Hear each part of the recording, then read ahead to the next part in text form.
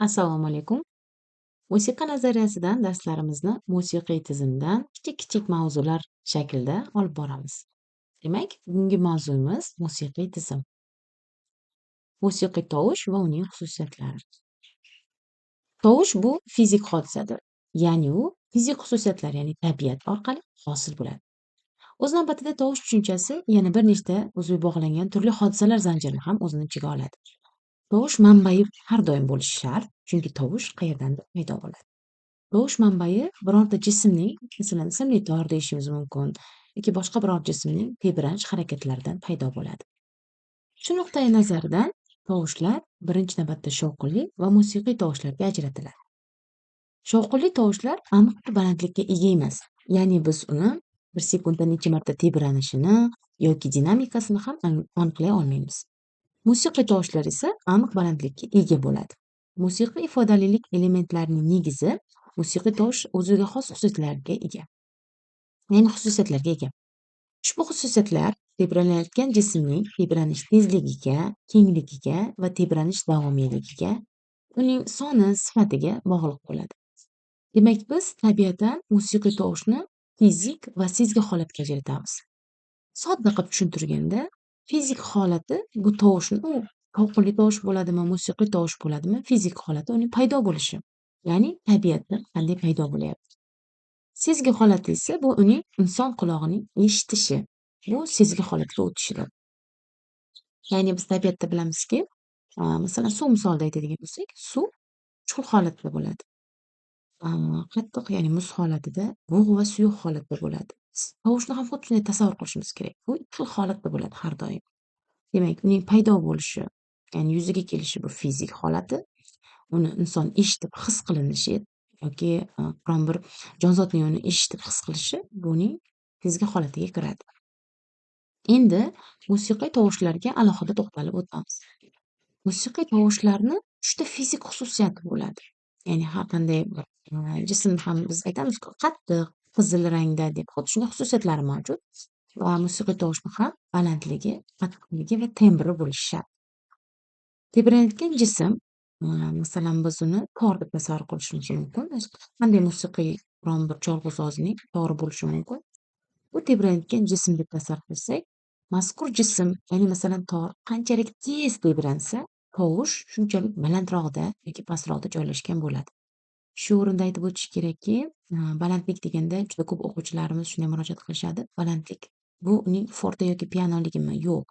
Balandlik bu uning qayerda joylashganligi. Soddaroq qilib aytganda, cholg'u sozida, masalan, biz nazariyani fortepiano cholg'usi orqali o'rganadigan bo'lsak, cholg'u sozining aynan qayerida, pastki oktavalardami yoki yuqori registrlarda joylashganligi bilan biz balandligini ifodalashimiz mumkin. Demak, tor qanchalik tez tebransa, tovush shuncha jarangdorroq va balandroqda joylashgan bo'ladi. Ya'ni ingichkaroq bo'ladi. Fortepiano cholg'usi misolida aytadigan bo'lsak, agar tor qanchalik sekin tebransa, pastroqda birozgina yo'g'onroq ovozga ega bo'ladi. Fortepiano cholg'usini agar biz ichki strukturasini ochib qaraydigan bo'lsak ham, pastroqda joylashgan, ya'ni chap qo'limizdan pastga qarab ketamiz, o'ng qo'limizdan yuqoriga qarab ketsak, balanddagi tovushlar deyiladi. Mazkur fortepiano cholg'usida mana bu yerda masalan pastdan yuqoriga qarab ketishda pastdagi torlarga maxsus simlar o'ralgan bo'ladi. Bu simlar uning tebranish tezligini kamaytirishga xizmat qiladi. Agar fortepiano cholg'usini ichini yoki royalni ichini ochib qaragan bo'lsak, qopqog'ini ochganimizda yuqoriroqda, ya'ni balandroqda joylashgan tovushlarning simlari, ya'ni torlar ingichkaroq bo'ladi. Chunki qanchalik ingichka bo'lsa, tor yengilroq bo'ladi va u tezroq tebranadi va o'sha ingichka torli tovushlar balandroqda joylashadi. Ikkinchi fizik xususiyati bu uning qattiqligidir, ya'ni forte piano, ya'ni dinamikasi. Agar tebranayotgan o'sha tor kengligi qancha keng bo'lsa, ya'ni amplituda deyiladi kenglik, o'sha qattiqlik, fortelik yoki pianolik shuncha shu sifatlar bilan aniqlanadi. Tembr bu tovushning individual xususiyati, ya'ni sifatini bildiradi, boshqa tovushlarga uning o'xshamasligini. Agar biz fortepiano cholg'usida har bir tovushni ijro etib ko'rsak, eng garmonik tovushlar bundan mustasno albatta. Har bir tovushni chalib ko'rganimizda ular hech qaysi biri bir-birini takrorlamaydi. Bu tembr xususiyati hisoblanadi. Inson ovozlari bilan biz tembrni o'lchaymiz. Soprano, bariton, bas, mezzo-soprano, koloraturali soprano, tenor kabi inson ovozlariga xos bo'lgan tembr sifatlar bilan, ya'ni terminlar bilan belgilab beramiz. Tovush qator usul nima?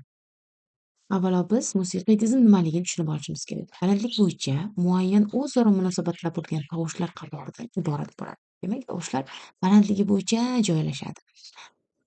Balandlik bo'yicha deganimizda tor qanchalik tez tebransa, undan ham tez tebranayotgan undan teparoqda joylashadi. Sekinroq tebransa undan pastroqda. Shu ketishda, ya'ni ketma-ket joylashib boradi.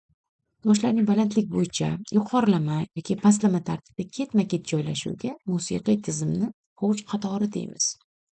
Musiqiy tizim tovush qatorining pog'onalari asosiy va hosil pog'onalarga ajratiladi. Musiqiy tizimda nechta tovush bo'lsa, shuncha nom bo'lmaydi. Musiqiy tizimda o'zi 7 tagina pog'ona bor. Ularni biz bilgan nomlari ham bor. Bular do, re, mi, fa, sol, la, si va mana shu 7 tovushning har safar takrorlanib turishidan butun bir musiqiy tizimda tovush qatori paydo bo'ladi. Ularning mustaqil nomlari bor va lotincha alifboning harfiga ega bo'ladi. Mustaqil nomlari bu do, re, mi, fa, sol, la, si harflar bo'yicha hozir tanishib chiqamiz. Harfiy tizim, ya'ni biz kimyoviy elementlarni yoki boshqa bir fanlarda formulalarda qandaydir bir elementlarni, tushunchalar belgilash uchun harflardan foydalanamiz. Bu bizga o'qishni qulaylashtiradi, yozuvni birozgina kamaytirishga yordam beradi. Va shu o'rinda ham harfiy tizimda tovushlarni, ya'ni asosiy pog'onalarni do, re, mi, fa, sol, la, si va qolgan belgilarni biz alohida harfiy tizim bilan belgilab olganmiz. Unda do, s lotincha, ingliz alifbosida ham biz ABC deb o'rganganmiz. O'shandagi C harfi, ya'ni S harfi bilan belgilanadi. Re bu D harfi bilan belgilanadi. Bular qadimiy afsonalarga borib taqaladi. Umuman biz bilamizki, Yunon musiqasi bu musiqiy tizimda eng dastlabki davlatlardan biri hisoblanadi. Yunon musiqaning paydo bo'lishi, o'sha musiqa so'zining kelib chiqishi, ya'ni Yunonistonda o'zining xudolari bo'lgan Zevs, masalan, uning qizlari muzalar deyilgan va shundan musiqa so'zi kelib chiqqan degan qarashlar mavjud. Doning nima uchun s bilan belgilanishi yoki nima uchun do deyilishi, rening nima uchun re deyilishi, bu Dominius, masalan, ularda ularning xudoliklari bo'yicha xudo degan ma'noni, Dominius xudo degan ma'noni bildiradi. Xuddi shunday do, re, mi, fa va boshqa tovushlar nomlari ham aynan ilohiy nomlardan kelib chiqqan. Mi bu e harfi bilan belgilanadi, fa esa f, sol esa d, la harfi bilan si, h bilan, si bemol esa b bilan belgilanadi. Alteratsiya belgilari, ya'ni tovushlarni yarim tonga ko'tarish, bir tonga ko'tarish yoki yarim ton tushirish, bir ton tushirish, bu is diyez belgisi, S bemol belgisini, isis dubl diyez, ss esa dubl bemol belgilarini bildiradi. Oktava nima? Demak, bir xil pog'onalar orasiga oktava deyiladi. Bizda 9 ta oktava mavjud, ulardan 7 tasi to'liq va 2 tasi to'liqsiz. Subkontraktava harfiy tizimda belgilanishda harfni katta yozamiz. Hozir bu yerda yoniga bo'lib qolibdi. Raqam pastida turadi. Va qolgan o'zi subkontraktda to'liq sakta bo'lgancha 3 tagina tovush bor. La, si bemol va si tovushlari. Kontraktava biz o'sha chapdan o'ngga qarab, ya'ni pastdan yuqoriga qarab oktavalarni o'qiymiz. Har bir oktava do tovushidan boshlanadi. Umuman re-dan regacha ham, mi-dan migacha, fa-dan fagacha ham oktava deyiladi, chunki ular nomi bir xil. Lekin fortepianodagi oktavalarni o'lchashda dodan boshlab o'lchaymiz.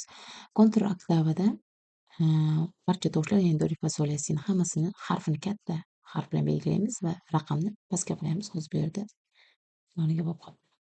Katta oktavada shunchaki katta harflar. Kichik oktavada harflar shunchaki kichik. Birinchi oktavada kichik harf va yuqoriga bir raqam yoki bitta chiziqcha tortib qo'yish mumkin. Ikkinchi oktavada kichik harflar va yuqorida 2 raqam.